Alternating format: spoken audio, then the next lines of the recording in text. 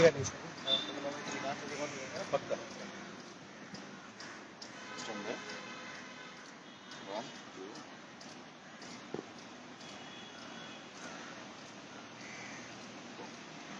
Sir एक बार जरा बताएं कि राजू श्रीवास्तव को आप कब से देख रहे हैं, उनको किस तरह के हार्ट की प्रॉब्लम थी? ये देखिए मैं शुरुआत की भूमिका निभाता हूँ तो मैं इस समय बड़ा दुख का विषय है कि राजू श्रीवास्तव की ऐसे जिंदा दिल इंसान मैंने देखे नहीं मिलती। हमारे परम दोस्त भी हैं, परम मित्र भी हैं और जैसे बताया सबको कि उनको दिल का दौरा पड़ा है। मैं कार्डियोलॉजिस्ट भी हूँ, उनका इलाज बॉम्बे में भी होता था, बीच में भी देखता था, क्योंकि रहने वाले मूलतः वो बॉम्बे में है। जैसा कि पता है हम लोगों को कि उनको मेजर हार्ट अटैक हुआ while he was doing exercise. मेरा उनका परिचय करीब 4-5 साल से है, काफ़ी हम लोगों को मुझे याद भी नहीं है और उनको थोड़ी बहुत हार्ट की प्रॉब्लम थी but it was all very well treated. Heart की बीमारी कोई परमानेंट नहीं होती है, जब स्टेट लग जाते हैं तो पेशेंट की नलियों का बहाव नॉर्मल हो जाता है and they are allowed to do normal activities. तो दवा रेगुलर खा रहे थे और अपने हेल्थ के लिए बड़ा I would say he was very alert for his health. और उनके साथ ऐसा हो गया कि very surprising and shocking for the whole nation because he is an asset to the nation. Exercise जो होती है जब पेशेंट नॉर्मली जो एक्सरसाइज करते हैं सबके दिमाग में ये बात आती है क्या जिम करना जरूरी है, कितना करें क्या नहीं करें, क्या क्या प्रिकॉशन लें। इसी संडे को मैं बताना चाहूँगा आपको कि हमारे घर में मतलब उनको जो बीमारी हुई है 8 और 10 अगस्त को हुई है और 7 तारीख को वह इतनी has a very good dinner कि उन्होंने गाने भी गाए, गाना मैंने भी गाया एंड वी नेवर एक्सपेक्टेड कि such thing can happen to anybody. तो सबसे इम्पोर्टेंट बात है जो देखिए हमको सीखना पड़ता है, जब सेलिब्रिटी बीमार होते हैं तो पब्लिक को ज़्यादा पता लगता है। वैसे तो हम लोग रोज़ इस तरह के पेशेंट देखते हैं। जो हार्ट पेशेंट्स हैं वो हार्ट की प्रॉब्लम भी है, चाहे ठीक हो गई हो, उनको थोड़ा सा एक्सरसाइज लिमिट में करनी चाहिए। We should not do. अब चूँकि बॉलीवुड इंडस्ट्री जुड़े हुए थे तो उनके सारे मित्र लोग भी खूब जिम करते थे। 50+ में वैसे भी बहुत ज़्यादा जिम नहीं करना चाहिए। जिम में 2 तरह की एक्सरसाइज होती है, एक बहुत एक्सरसाइज विगरस एक्सरसाइज होती है, एक सिंपल एक्सरसाइज होती है जो योगा हमारे आदरणीय प्रधानमंत्री जी कहते हैं आप रोज योगा करेंगे, उसमें हार्ट की गति इतनी तेज नहीं बढ़ती। While when you are on the treadmill, तो ट्रेडमिल पे चलते हैं तो ट्रेडमिल पे जब बहुत तेज चलते हैं तो दिल की गति करीब 120, 130, 140 पर मिनट हो जाती है। एक नॉर्मल हार्ट जो होता है 25 साल का, 30 साल का, 35 साल का जो आदमी है उसके हार्ट में इस तरह की स्पीड पे जाने के बाद की क्षमता होती है कि वो हार्ट में कोई दिक्कत ना हो।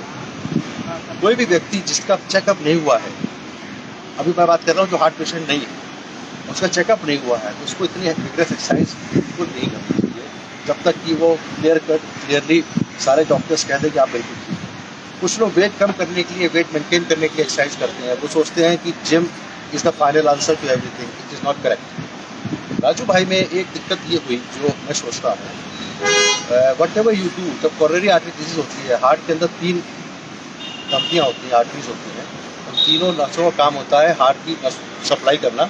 हार्ट एक तरह का पंप है जो पूरे शरीर को सप्लाई करता है। मैं am coming to scientific and technical talk. Heart एक तरह का पंप है क्योंकि हार्ट एक ही है, इसको संभाल के रखना जरूरी है।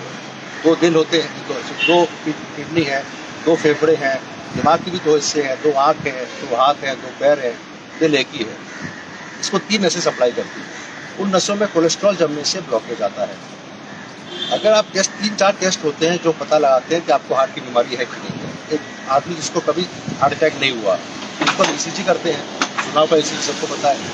उसका ट्रेडमिल टेस्ट करते हैं जो मशीन में दौड़ाते हैं, टेस्टिंग में उसका में ECG देखते हैं, ईको की जाँच होती है।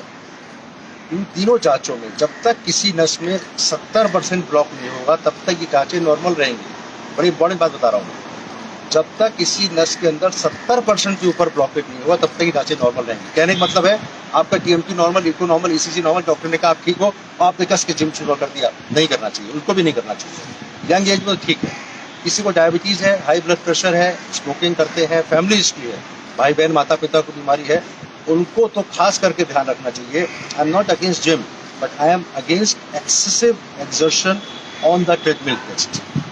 एक होता है छोटी छोटी बातें होती है, हल्का फुल्का क्रॉस ट्रेनर और ये सब वो सब करिए, लेकिन ट्रेडमिल पे बहुत तेज़ी से दौड़ना, यही इनके साथ हुआ। इनकी नस के अंदर हल्का फुल्का ब्लॉक होगा, क्योंकि सारे ब्लॉक नहीं खुलते हैं। और जब एक्सरसाइज बहुत ज़्यादा होती है तो प्लाक रप्चर करता है। मैं बताना चाहूँ, नस की चौड़ाई होती है 3 मिलीमीटर, वहाँ कोलेस्ट्रॉल जमा हुआ है, कोलेस्ट्रॉल का ऊपर का हिस्सा खुल जाता है। जब जैसे ही खुलता है तो वहाँ प्लेटलेट की वजह से क्लॉट बन जाता है, थ्रोम्बस, खून का थक्का। जैसे अब चोट लगती है तो खून का थक्का अपने आप बनता है।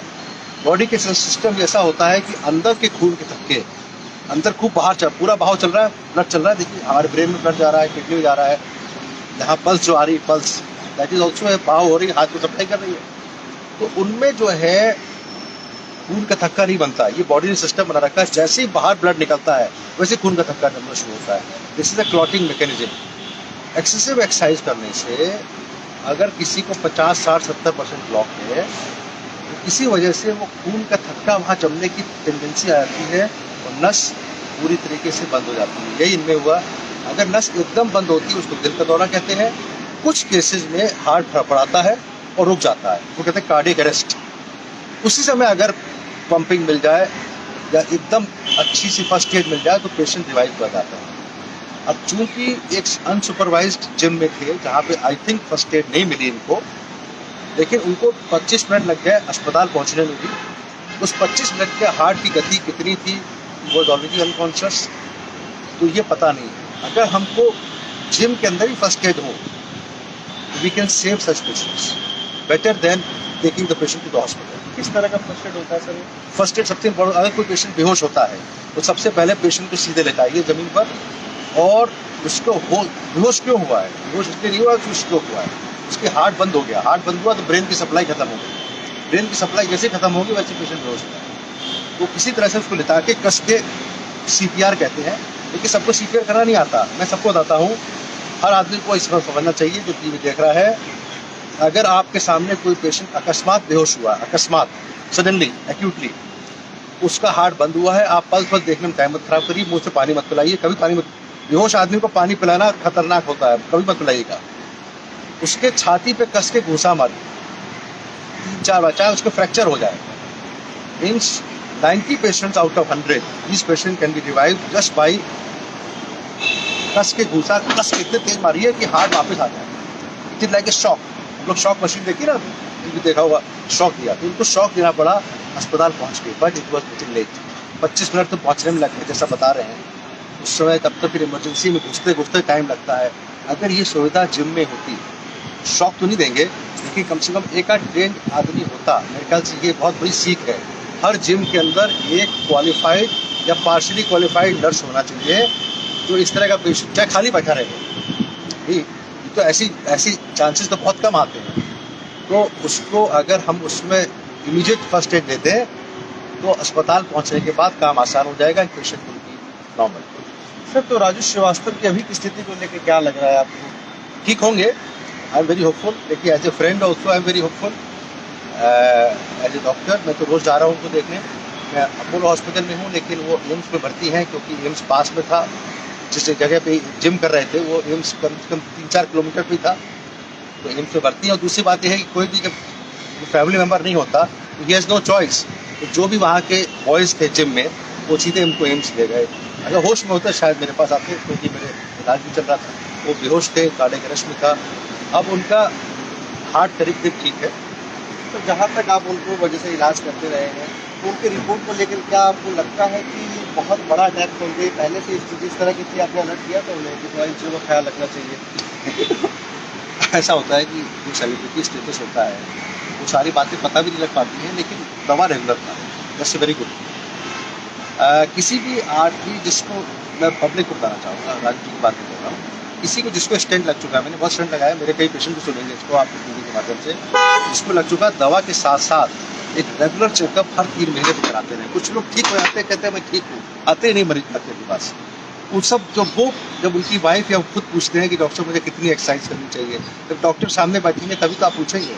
अपने आप तो दोस्त लोग बता जाते हैं, अरे तुम ठीक हो, जाओ कुश्ती करो, घूमो, वो ऐसा नहीं होना चाहिए। One has to be very careful after any heart attack. पहले इनको अटैक नहीं हुआ था, इनको अंजाना हुआ था। अटैक पहली बार हुआ है चला गया, तो वो इनको पहले अंजाना हुआ था। अंजाना में इनको स्टेंट लग गए थे, नसें खुल गई थी, सीटी कोरोनरी एंजियो भी कराया था इन्होंने, वो सब ठीक है, वो अलग बात है। अब इट इज़ वेरी अनफॉर्चुनेट कि gym is contraindicated very clearly. All heart patients gym करें, लेकिन एक्सेसिव एक्सरसाइज की पता लगा ट्रेडमिल पे खूब तेज़ी से दौड़ें, वो नहीं करना चाहिए। किसी भी हार्ट पेशेंट को, चाहे बाईपास हो चुका हो, चाहे एंजियोप्लास्टी हो चुका हो, कोई डॉक्टर कहते हैं कि आप बिल्कुल ठीक हो, that means you can walk, but don't इतना एग्जैक्ट मत करो हार्ट को कि हार्ट गिव अप करें। एक आखिरी सवाल सर, कि जैसे अभी राजू श्रीवास्तव को इस तरह से वो जो दौरा पड़ा, उसके पहले जो पुनीत राजकुमार थे उनको भी जिस तरीके से, वो बीते कुछ दिनों पहले एक सीरियल के कलाकार थे, वो क्रिकेट खेलते हुए अचानक से उनको दिल का दौरा पड़ा, तो क्या मतलब जिम जो है लोगों के लिए खतरनाक है? किस तरह के जो युवाओं को युवाओं में आजकल दिल की बीमारी हो रही है। मैं सचेत करना चाहूँगा, अगर वो एक्सेसिव जिम के लिए जाते हैं, वेट कम करने के लिए जाते हैं, तो पहले अपना हार्ट का चेकअप करा लें। कई बार 25 साल की उम्र में, 30 साल की उम्र में, 35 साल की उम्र पर भी बीमारी काफ़ी होती है। तो ऐसे कंडीशन में I will give a warning, और नॉट वार्निंग बट अलर्ट जारी करना चाहता हूँ इस मामले में। जो भी जिम में जा रहे हैं, if is more than 25, he has family history of heart disease, या उनको हाई ब्लड प्रेशर या डायबिटीज़ की फैमिली हिस्ट्री है, पूरा चेकअप करा लें। जो आपने क्रिकेट वाली बात कही है, वो क्रिकेट इसलिए हुआ है, वो कई बार लोगों को एक और बीमारी होती है, हाइपरट्रॉफिक ऑब्स्ट्रक्टिव कार्डियोमायोपैथी, वो भी अनडिटेक्टेड रहती है, तो कोई तकलीफ नहीं होती। इसलिए अगर ईको की जांच, ईसीजी, टीएमटी की जांच रेगुलर करा के रखें, तभी आप जिम को ज्वाइन करें। Otherwise you can do light exercise is always allowed, but not excessive exercise. तो anybody who is going for gym, आपकी एज के भी लोग अगर जाते हैं, they should have a full cardiac checkup before they go for. आप पूरी तरह जैसे बता रहे थे, कोई ना कोई इनका 50% ब्लॉक पड़ा होगा, उनका टीएमटी भी नॉर्मल होगा, बता दें। तो मैं कहूँगा कि एक नई जांच आई है आपकी टीवी के माध्यम से, सीटी कोरोनरी एंजियो की जांच हर नए व्यक्ति को 30 साल के आसपास है, जिसकी फैमिली हिस्ट्री है, उसको करा के पूरा कार्डियक क्लियरेंस लेके, जैसे स्विमिंग में होता है ना, स्विमिंग में भी कार्डियक क्लियरेंस आजकल मांगने लगे हैं, इस तरह जिम में भी एक कार्डियक क्लियरेंस के बाद ही जिम ज्वाइन करें। थोड़ा शॉर्ट बना लेते हैं, शॉर्ट बात करते हुए नॉर्मल जस्ट। सर, ये क्या वो जो आप बता रहे थे कि वो आजकल जो आया है 30 युवाओं के लिए, वो क्या है सर? क्या है? तो आपने कहा कि 30 साल तक वो कराने टेस्ट, जो नया आपने टेस्ट करा, सीटी कोरोनरी एंजियो। अच्छा, वो पसीना पोछो। हाँ सर प्लीज। राजू श्रीवास्तव की जो बेटी है